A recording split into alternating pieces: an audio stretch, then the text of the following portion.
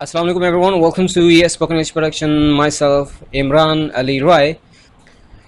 Future indefinite, future perfect और future continuous. इस video में सब पैकेज मौजूद हैं. आपके सारे टेंसेस क्लियर हो सकते हैं. आप इस वीडियो के मुताबिक चलें सुने. तो चलिए शुरू करते हैं. This lecture is publish by ES Spoken English. We teach online. इस वीडियो में 3 टेंसेस के अलावा 2 किस्म के होमवर्क हैं. नंबर 1, कुछ सेंटेंसेस आपको दिए गए हैं एग्जाम्पल सेंटेंसेस के तौर पे, और कुछ आपको एक्सरसाइज के तौर पे खाली सेंटेंसेस दिए गए हैं. वो आपने खुद इससे जान के इससे कुछ हासिल करते हुए आपने मशक के तौर पे कमेंट्स में करने हैं.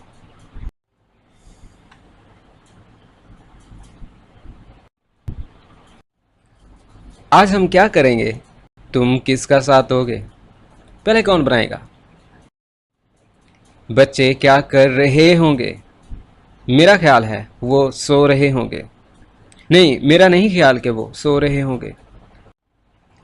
कल तो हम वापस जा रहे होंगे. कल दादा अबू. अरीशा को कल हॉस्पिटल से छुट्टी हो रही है. विल और शैल. सबसे पहले आप याद रखेंगे कि ये 2 इमदादी फेल क्या हैं. ये फ्यूचर टेंसेस में काम आती हैं. हमको जब फ्यूचर टेंस में पहली फॉर्म लगाएंगे, थर्ड फॉर्म का इस्तेमाल करेंगे, फोर्थ फॉर्म का, तो हमें विल और शैल की बहुत ही सख्त और अशद ज़रूरत पड़ेगी. लेकिन विल किन के साथ आएगा और शैल किन के साथ? शैल, जो सब्जेक्ट्स आई और वी होते हैं ये हमेशा शैल के साथ हम यूज़ करते हैं.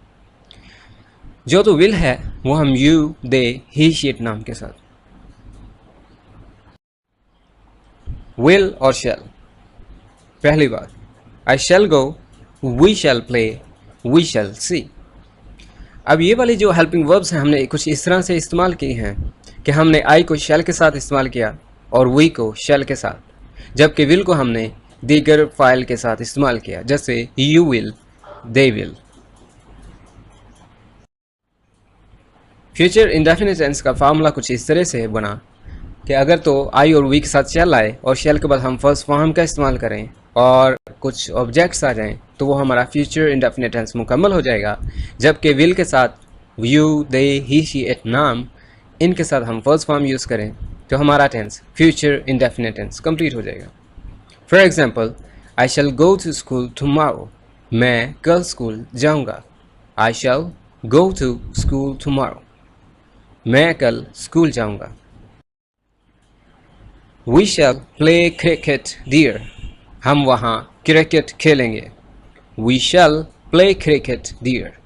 वी के साथ हमने शैल का इस्तेमाल किया, जिससे पता चला कि हमने वी के साथ शैल का इस्तेमाल किया है, और जिससे मज़ीद पता चलता है कि ये फ्यूचर इंडेफिनिट टेंस है, जिसकी निशानी है गे, गा. ऑलराइट.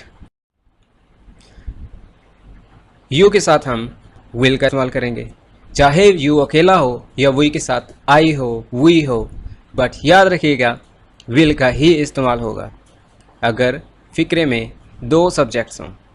जैसे you and I will play cricket. अगर आप इसमें से यू को हटा दें और फ़िक्रा हो मैं क्रिकेट खेलूँगा या मैं मैच खेलूँगा, तो वो बनता है आई शैल प्ले क्रिकेट. तो विल की जगह पे शैल आ जाता है. लेकिन यहाँ पे विल क्यों आया? क्योंकि यू लगा हुआ. यू का कायदा ज़्यादा फोर्सेबल है. जहाँ कहीं यू शुरू में हो या आखिर में हो, चुनांचे ये कंपाउंड सेंटेंसेस का सब्जेक्ट है, तो इट मीन्स कंबो में है ना, 2 हैं, तो हम विल का इस्तेमाल करेंगे. We and they all start together. हम और वो इकट्ठे शुरू करेंगे. We shall all start together. अब यहाँ पे वी का इस्तेमाल हुआ, ऑल का भी इस्तेमाल हुआ, लेकिन हमने फिर भी शैल का इस्तेमाल किया. क्यों? क्योंकि सब्जेक्ट तो एक ही है ना. कौन सा? वी. हम सभी इकट्ठे शुरू करेंगे. We shall all start together. We shall all start together. हम सभी इकट्ठे शुरू करेंगे. हम सभी इकट्ठे शुरू नहीं करेंगे.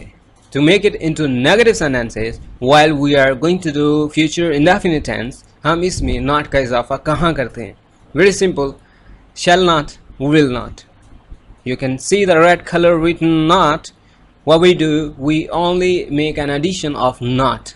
What? We shall not all start together. We shall not play. I shall not play. I will not go with you. I shall not go with you.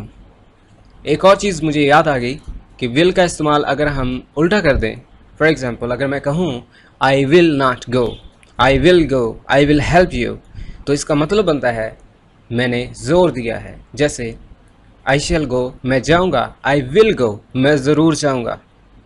We shall go, हम जाएंगे, We will go, हम ज़रूर जाएंगे। तो will को आपने forcefully बोलना है, We will go, will, I will।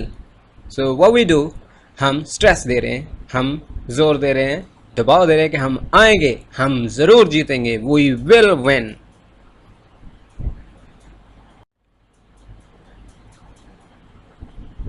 इसी की प्रेशन में सेंटेंसेस, अगर तो आपको इस टेंस की समझ आ गई है, अगर इस टेंस की आपको समझ आ गई है तो बिला झिझक आप ये जो आपके पास फिक्रात हैं इनकी ट्रांसलेशन कर दीजिएगा कमेंट्स में।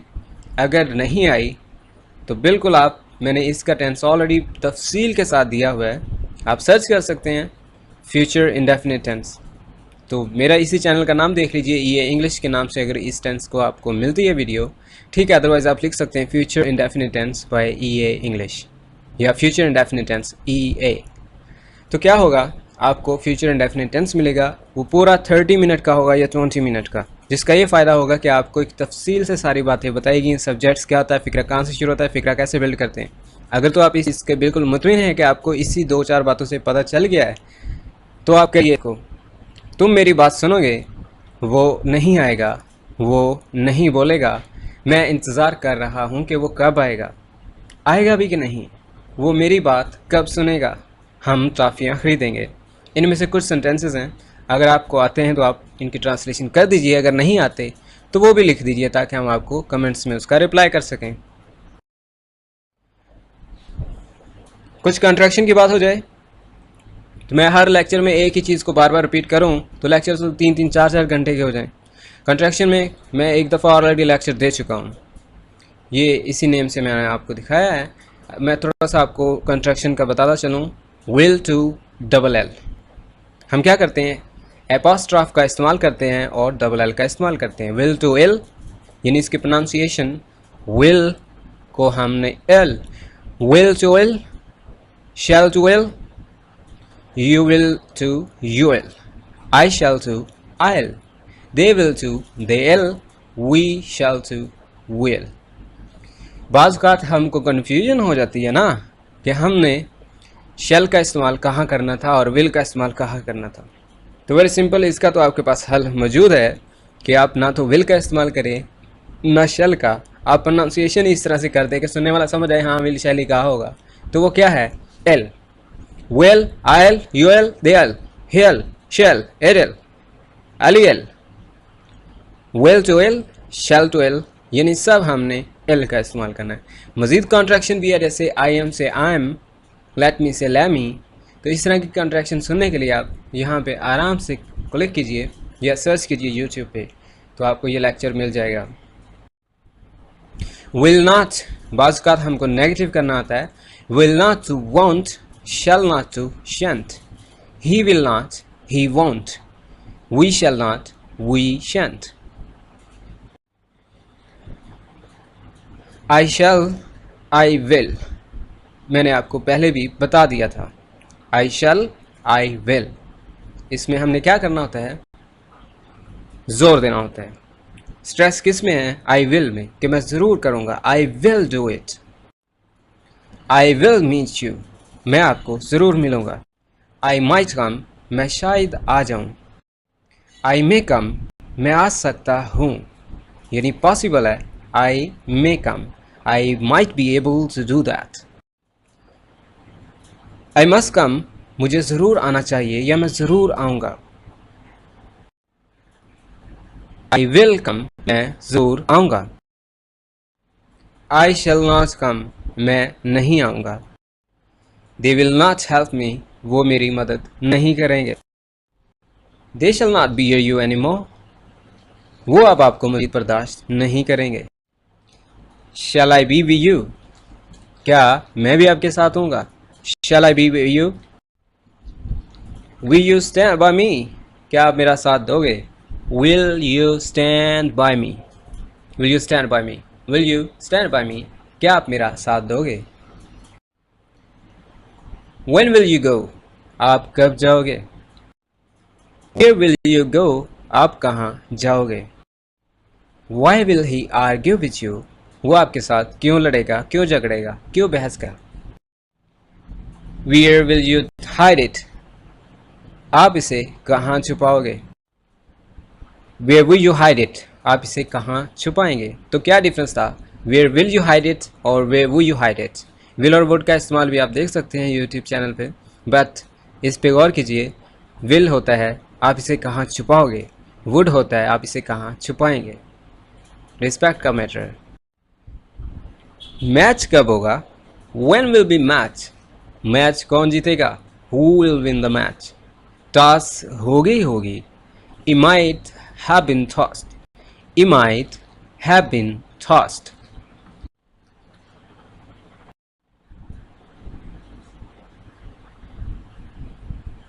एक टेंस कंप्लीट, दूसरा टेंस शॉर्टकट में। वैसे तो टेंसेस मैंने आपको ऑलरेडी बता दिए हैं कि हम कर चुके हैं, इस चैनल में हैं, आप सर्च कर सकते हैं टेंसेस के नाम से।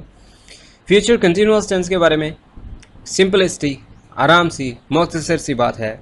शैल के साथ बी, विल के साथ बी। शैल कहाँ इस्तेमाल होना है बता दिया गया है, विल का भी बताया हुआ है। शैल बी फोर्थ फॉर्म, आई और वी के साथ शैल बी का इस्तेमाल, जैसे हम आई और वी के साथ शैल का इस्तेमाल कर रहे थे, आएगा जाएगा, अब इसी तरह आई और वी के साथ हम शैल बी का इस्तेमाल करेंगे। सिर्फ बी को हमने इजाफी तौर पे लेके आना है, तो ये हम ING फॉर्म का इजाफा बन जाता है। तो इससे होगा कि वो आ रहा होगा, वो जा रहा होगा, हम खाना खा रहे होंगे। तो चलिए शुरू करते हैं इसका इस्तेमाल भी। I shall be eating food, मैं खाना खा रहा हूँगा।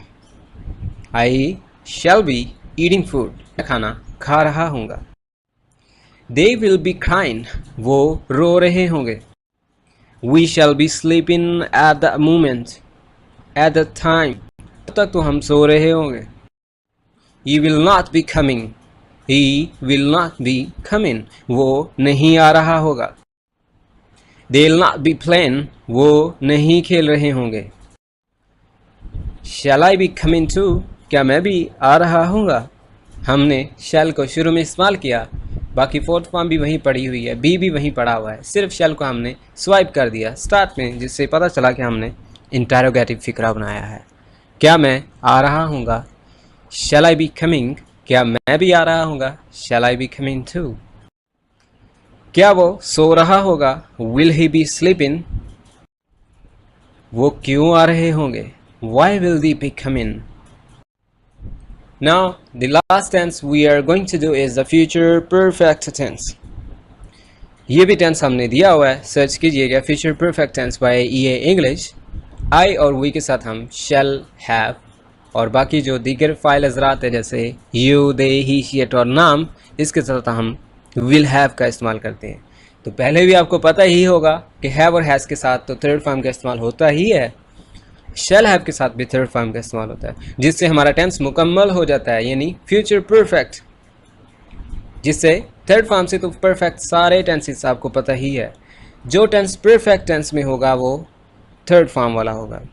अगर उसको फ्यूचर में लाना है तो विल और शैल का इस्तेमाल करना, और थर्ड फॉर्म हैव और हैज़ और हैड के बिना मुमकिन नहीं है। तो इस टेंस में हमें शैल और विल के साथ हेल्प की है हैव वाली वर्ब ने, और हैव के बाद हमें ऑटोमेटिकली थर्ड फॉर्म मिल गई। आई शैल हैव गॉन, मैं जा चुका हूँगा। I shall have gone then, तब तो मैं जा चुका हूँगा। दे विल हैव गॉन, वो तो जा चुके होंगे। All children will have slept, सब बच्चे सोचे होंगे। वक्त की किल्लत मैंने पहले भी बताया था, बहुत कम होता है वक्त, तो हमने इसको यहीं पे ख़त्म कर रहे हैं। लेकिन याद रखिएगा हमारी हर चीज़ मुकम्मल होती है, आपको मायूस नहीं करना चाहते। हमारे अपने ही टेंसेज हैं जिनके लिंक्स मैंने यहाँ पे अपडेट किए हुए हैं। अगर तो आप इस बुक को रीड कर रहे हैं तो यहाँ पे क्लिक कीजिए तीनों टेंसेस के ऊपर, किसी पे ऊपर भी, तो आपको टेंस अवेलेबल हो जाएगा। उसको सुनिए तफसील के साथ, तो ये आपका 30 मिनट में तीनों टेंसेस मुकम्मल हो सकते हैं अगर आपने तफसील से सीखने हैं, और बहुत ही टेक्निकल तरीके से बताए गए हैं। वैसे मैं अपनी तारीफ़ क्यों कर रहा हूँ, मैं वैसे कह रहा हूँ कि मुझे काफ़ी कमेंट्स में आया था कि हमें आराम से समझ आ जाती है। तो आप इन लिंक्स पे क्लिक कीजिएगा, टेंसेस आपके सामने होंगे। अब वक्त है होमवर्क का। क्वेश्चन टेंसेस आपको दिए जा रहे हैं, उनको कीजिए। आज हमने कौन सा सबक पाया? हमने विल और शैल का। कितने टेंसेस सीखे? 3, फ्यूचर इंडेफिनिट, फ्यूचर परफेक्ट और फ्यूचर कंटिन्यूअस। तीनों टेंसेस के सीखने से हमें एक चीज़ का पता चला कि हम जब भी फ्यूचर में बात करें तो हमको विल और शैल का इस्तेमाल करना पड़ता है। अगर हम कोई चीज़ मुकम्मल कर लें तो हमें थर्ड फॉर्म का इस्तेमाल करना पड़ता है। अगर हम सादा बात करें कि हम आएंगे जाएंगे तो हमें फर्स्ट फॉर्म का विल और शैल के साथ। अगर हम कोई ये सोचें कि हम आ रहे होंगे जा रहे होंगे तो विल बी और शैल बी का इस्तेमाल करेंगे। Very simple. अगर हम कहें कि हम आ चुके होंगे, विल हैव, शैल हैव। जा चुके होंगे, विल हैव, शैल हैव। जा रहे होंगे, विल बी, शैल बी। हम जाएंगे, आएंगे, विल और शैल। इसी के साथ ही हम आपके लिए दुआ करते हैं, अल्लाह ताला आपको कामयाब और कामरान करे, हम सब को। आमीन सुम आमीन। और आप लोगों को आखिर पे एक मुबारकबाद देनी थी कि हमने एक संगे मील को अबूर किया है, उसके लिए आप सबका शुक्रिया। अल्लाह हम सब को कामयाब और कामरान करे। That's all for now. Thanks for being VDA।